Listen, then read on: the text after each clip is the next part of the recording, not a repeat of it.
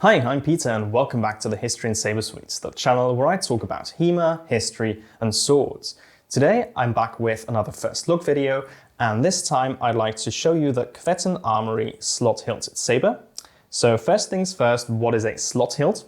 Very simply, it's this hilt type, which is based around a simple knucklebow construction with this slotted protruding part to the sides, which gives a bit more protection to the thumb and the back of the hand. Now, these were popular, in Britain, but also in other parts of Europe, German-speaking lands, in the second half of the 18th century, predominantly. And the most famous example is the 1803 pattern British infantry officer's saber, and I believe. My guess is that the inspiration for Kvetun to offer this as a standard hilt option for their Eastern sabers also came from Britain because it's a very active community, and the 1803 pattern is a well-loved and famous example of a sword using a slot hilt.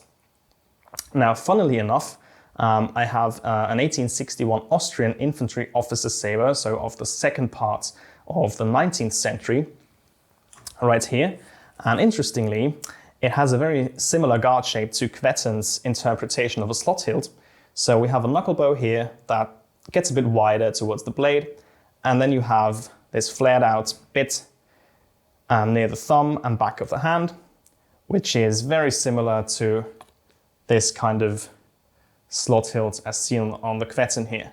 So very practical guard shape in my view, so no wonder, no surprise that this was also used, in a later period again, just without the slots. So with that being said, I used this for British military swordsmanship of the Napoleonic period around 1800. So this is also why the slot hilt fits very well design-wise. I basically opted for an 80 centimeter blade instead of the standard 85. I asked Kvetun to make it a bit shorter to fit the spec of, Roth, Angelo, this group of manuals. I also opted for the strong curve. The Eastern strong curve option is not a very strong curve, but it is fine. It's a curve. And the hilt, the rest of the hilt, so the grip, is basically also taken from the standard Eastern model, which is of course based on slightly later sabers, but it's a nice grip and that doesn't really matter. If I show you the Red Dragon with this saber, it's a perfect fit. I'm right down here at this protruding part, the kick out here with my pinky, and right up there at the guard with my index finger and my thumb. So it's a very secure grip. That's very comfortable. I really like Kvetun's grips.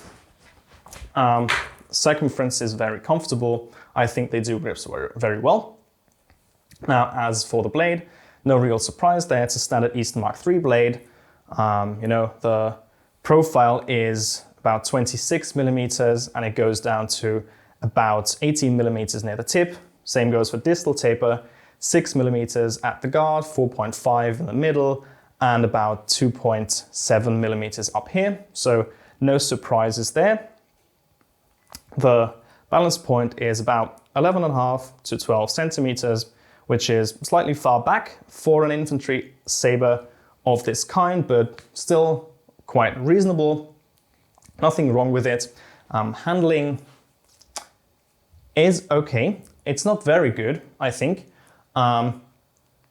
But it's very, practical and within spec for what I want. A robust sparring saber for, British military swordsmanship around 1800. That's exactly what that is.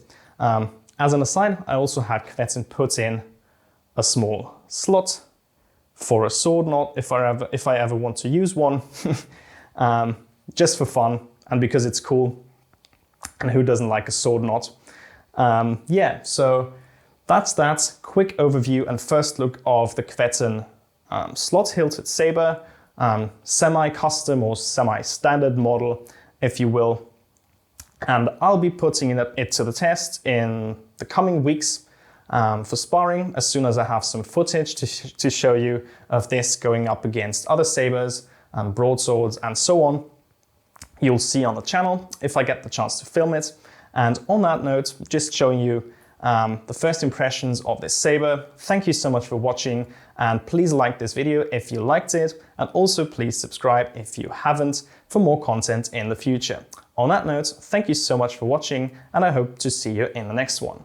Thanks and bye bye.